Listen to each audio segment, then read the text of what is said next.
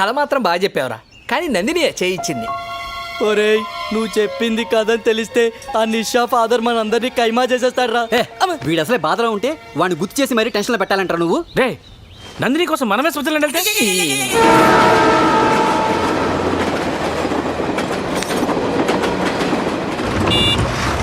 అరే అడు చూడరా, అందరు రైల్లో వస్తుంటే అడు చూడు పుడింగిలేలో వస్తున్నాడు.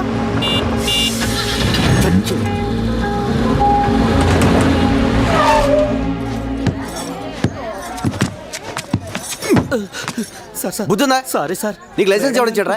అందరు లైన్లో వస్తే నువ్వేనా స్పెషలా? కొట్టనా సరికెళ్ళ. ఎక్స్క్యూజ్ మీ.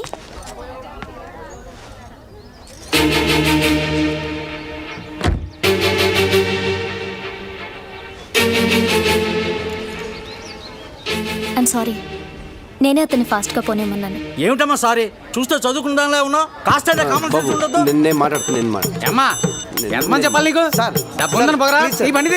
నువ్వన్నా చెప్పు బాబు, ఈ పెద్దోళ్ళకి అందరికి అదే బుద్ధి.